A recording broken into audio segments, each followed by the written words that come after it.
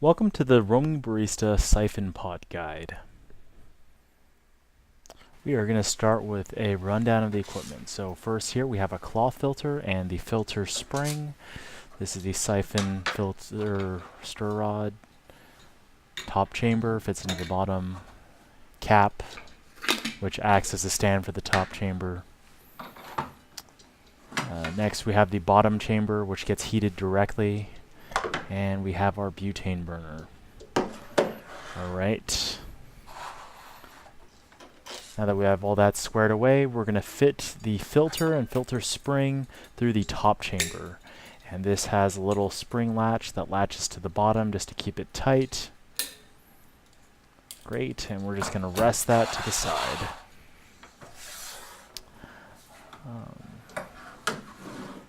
Next thing up is to fill the water. I use 600 milliliters of cold or room temperature water. It's going to be heated up here, heated through this bottom chamber, so it doesn't really matter. Alright, there we go.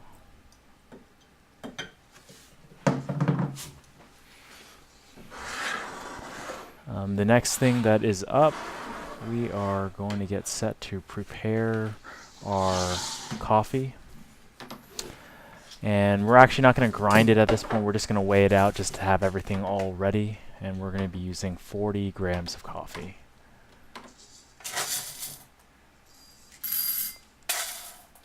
So we're actually going to grind this at a later point, right when we're just about to, right as the water gets set up.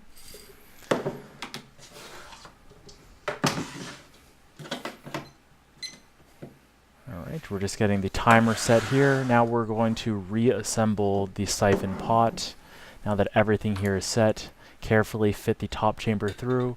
Make sure it's fairly tight. You're not going to have a chance to retighten it after it starts to heat up. I mean, you're not going to be able to hold that bottom bulb. Alright, now that everything is all set, what we're going to do is we're just going to start the heat on high. So as you notice, there's no coffee in there. I didn't even put the top cap in there. What we're waiting for is the coffee to begin to travel up to the top chamber. That's what we're looking for. So, some time has passed. Now we can see that the water is beginning to climb up to the top chamber. Kind of see that water line up there. So, we are going to set our grinder. And I use the same setting I would use for a pour over. And we can see the water is beginning to come up. So we will begin to grind right now.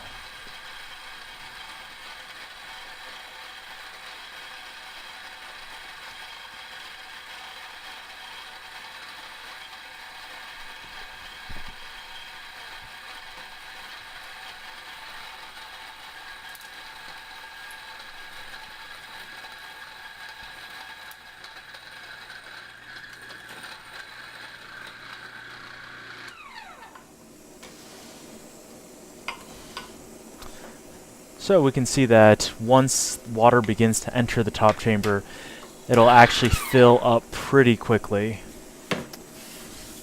And so as we're approaching the top, you want to lower the heat, and we're going to lower it down just to the point pretty much where it's just hot enough to maintain the water level on the top. So that's that. Now that the water's all set, we're going to dump the coffee in. And we are going to stir. So there are various techniques to actually stirring it. You know, a lot of the competition level techniques suggest, maybe like 3 stirs without ever touching the side, something like that. However, for myself, I generally suggest just stirring enough to combine, nothing too fancy. Those differences that different stirring techniques make are fairly minor in the greater scheme of things.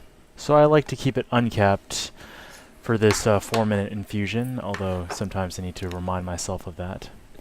So we're just going to let it sit here on the top chamber with the low heat for 4 minutes. Alright, so now we fast forwarded to about the 3-minute marker. So just note about how the siphon pot works. Really, the only thing that's keeping the water on the top is the pressure on the bottom bulb, and that pressure is maintained by the heat below. Once you kill the heat below, then it will begin to redistribute the pressure, and that means that the bottom bulb will pull the coffee through. And so that's what we're seeing right now. It's pulling the coffee through to fill up the gap in pressure now that the heat is off, and hence the name vacuum pot or siphon pot, because it actually pulls the coffee through. It's not actually just working through gravity. There actually is pull from the bottom bulb, or this process would actually take a lot longer. So that's also why it's important to have a really good seal between the top and bottom chamber, just this part here.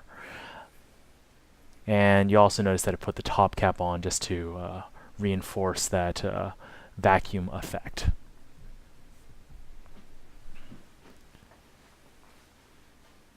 Alright, so we are pretty much done here. We can just see that it's all foam coming up from the top. Carefully take off the top chamber. Keep in mind that the bottom is extremely hot, so it might be a little bit difficult to get it out. And I like to disconnect the filter from the top as I'm doing it. It is very hot. That's an optional step. So now that everything is set up, I have also emptied the water that I was preheating in my cup, so we are all set. Just to go ahead and pour carefully. And there you go. That pretty much does it, so enjoy, guys. Thank you guys for viewing. For more information on siphon pot preparation, please visit the link in the description below.